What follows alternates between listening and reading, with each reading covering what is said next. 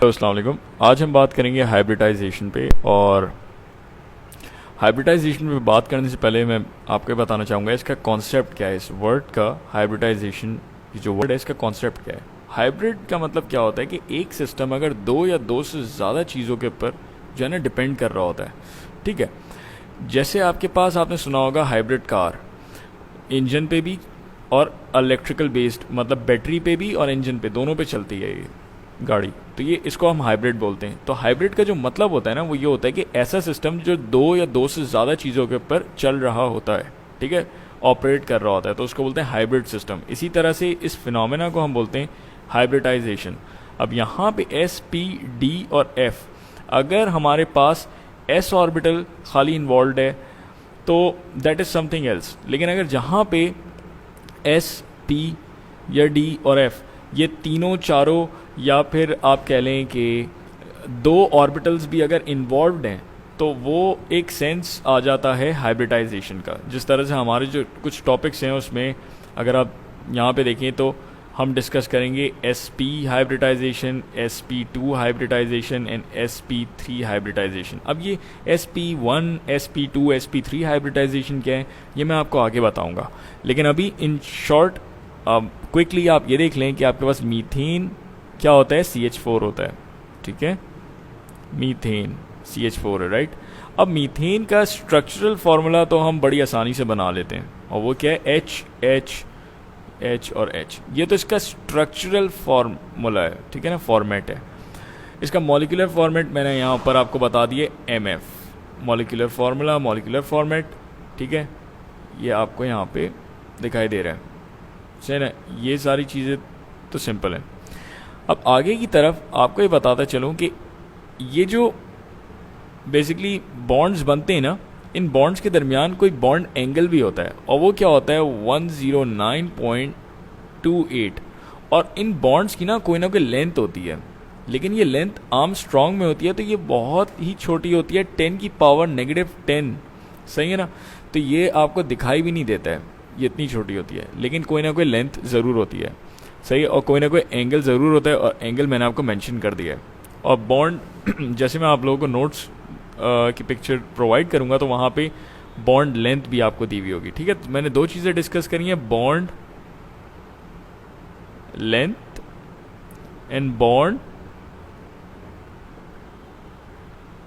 Angle, right, bond angle.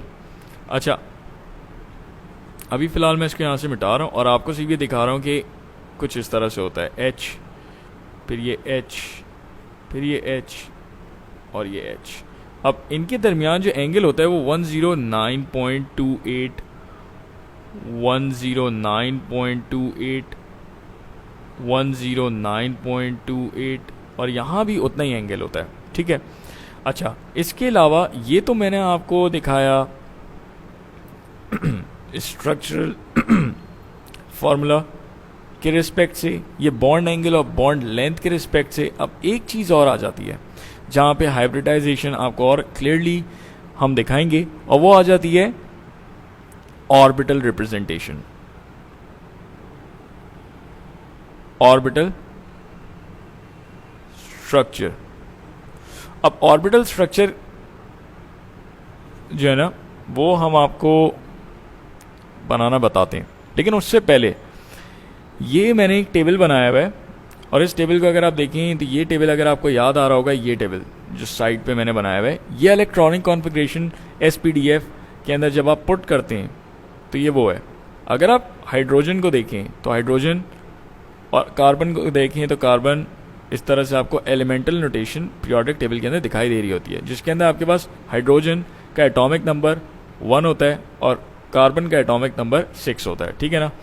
तो हम atomic number को ही लेते हैं इलेक्ट्रॉनिक कॉन्फ़िगरेशन के अंदर, क्योंकि वो हमें बता रहा होता है total number of electrons and protons, and we are always concern with the electrons जब भी हम इलेक्ट्रॉनिक कॉन्फ़िगरेशन कर रहे होते हैं, ठीक है।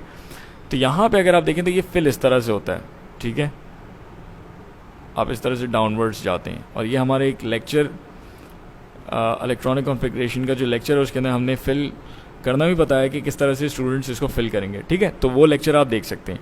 अच्छा, तो मुख्तसर सा अगर मैं आपको एक एक्सप्लेनेशन देता हूँ, तो वो उसमें ये है कि 1s1, ठीक है। और कार्बन क्या होता है आपके पास, कार्बन आपके पास होता है 1s2, 2s2 और 2p2, राइट। अब आप ये देख लें, पहले इसमें फिर इसमें फिर इसमें फिलिंग होगी और कार्बन आपके पास फुली फिल्ड हो गए इलेक्ट्रॉन्स कार्बन के, राइट।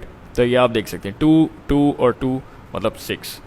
अच्छा, ये बताने का मकसद क्या था, ये बताने का मकसद ये था, ये सिंपली आपको बताने का मकसद ये था कि हाइड्रोजन का आप लास्ट ऑर्बिटल देखें और कार्बन का लास्ट ऑर्बिटल देखें। लास्ट ऑर्बिटल क्यों, क्योंकि जब एटम और दूसरा एटम आपस में, जब ये लोग आपस में, जब ये दो एटम्स आपस के अंदर, जब भी दो एटम्स आपस के अंदर बॉन्डिंग कर रहे होते हैं ना, तो उनके आखिरी शेल्स को देखा जाता है। किनको देखा जाता है, आखिरी शेल्स को देखा जाता है। उनके शुरू के जो शेल्स हैं they are not concern with the bonding. So आखिरी शेल के अंदर valence electrons and valence orbitals को देखा जाता है, ठीक है ना।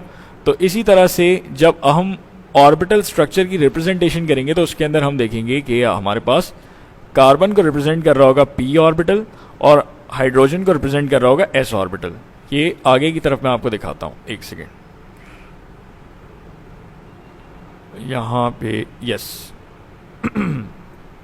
अच्छा, यहाँ पे मैं थोड़ा सा इसको रब करके आप लोगों को बताता हूँ कि ये चीज़ें क्या हैं। अच्छा, प्रीवियसली अगर आप, मैं इतने से रब कर रहा हूँ तो आप ये देख सकते हैं जो हाईलाइटेड है ये आपके पास बॉन्ड लेंथ और बॉन्ड एंगल्स मैंने यहाँ पे दिखाए हुए हैं। अच्छा, जो पहली डायग्राम है वो आपको टेट्रागोनल स्ट्रक्चर दिखा रही है और जो तीसरी डायग्राम है वो आपको क्या दिखा रही है, ये जो पहली डायग्राम है ना ये आपको टेट्रागोनल स्ट्रक्चर दिखा रही है। टेट्रा मीन्स 4 और टेट्रागोनल स्ट्रक्चर है ये एंगल के हिसाब से। अब यहाँ पे आप देख सकते हैं एंगल्स का जो डिफरेंस है, ये बॉन्ड लेंथ और बॉन्ड एंगल। बॉन्ड लेंथ जो है ना वो मैग्नीट्यूड आप वाइज लिख नहीं सकते क्योंकि बहुत छोटी होती है, तो ये सिर्फ आपको दिखाने के लिए बताया हुआ है। अच्छा, अब हाइड्रोजन जो होता है ना, बेसिकली हाइड्रोजन का तो जो ऑर्बिटल है, सपोर्टिंग ऑर्बिटल, वो s है। कार्बन का सपोर्टिंग ऑर्बिटल p है। लेकिन यहाँ सवाल करते हैं कि यहाँ पे sp3 क्यों लिखा हुआ है। देखिए p3 क्यों लिखा है उसका मैं आपको रीजन बता देता हूँ। p3 क्यों लिखा है, p ऑर्बिटल जो होता है ना वो px, py और pz पे कंसिस्ट करता है। इसकी डायमेंशंस जो होती हैं 3 डायमेंशंस होती हैं, ठीक है। तो इसकी तीनों की तीनों डायमेंशंस जो है ना वो यूटिलाइज हो रही हैं क्या करने के अंदर, सिग्मा बॉन्ड बनाने के अंदर, ठीक है। तो इस वजह से आप लिखते हैं यहाँ पे क्या, p3 लिखते हैं। क्या लिखते हैं, p3 लिखते हैं, सही है। तो वैसे तो असूली तौर पे ये होना चाहिए था p और यहाँ पे s, ये इसी तरह से होता है। लेकिन क्योंकि यहाँ पे हाइड्रोजन जो है इज गेटिंग, ये यहाँ पे ना बॉन्डिंग हो रही है, इज गेटिंग इन्वॉल्व और यहाँ पे दोनों का ब्लेंड बन रहा है, तो s के साथ तो नहीं लेकिन इस p के साथ आप ज़रूर यहाँ पे क्या लिखते हैं, sp3। और 3 की मैंने आपको लॉजिक बताई क्या, कि px, py और pz तीनों की तीनों जो है वो सिग्मा बॉन्ड बना रहे हैं, तीनों डायमेंशंस, तो आप p3 लिखते हैं। इसी तरह से आप इस हाइड्रोजन और कार्बन को देखें तो यहाँ से एक p ऑर्बिटल आया, यहाँ से s ऑर्बिटल आया, कलेक्टिवली कार्बन के जो ऑर्बिटल को हम लिखते हैं वो sp3 लिखते हैं।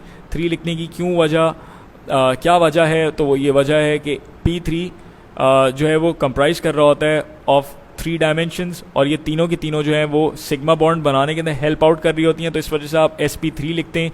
sp3 क्यों, p क्यों नहीं, क्योंकि ये ब्लेंड बना रहे हैं, इस वजह से आप sp3 लिखते हैं। और हाइड्रोजन के साथ आप 1s शो करते हैं और s के ऊपर आप जो है ना s सिंगल डायमेंशन रखता है, तो ये 1 लिखने की ज़रूरत नहीं है। तो इस तरह से आप इस कार्बन और हाइड्रोजन को देखें, इस कार्बन और हाइड्रोजन को देखें, इस कार्बन और हाइड्रोजन को देखें, तो ओवरऑल आपको sp3 और ये 1s आपको ये दिखाई देगा, ठीक है ना।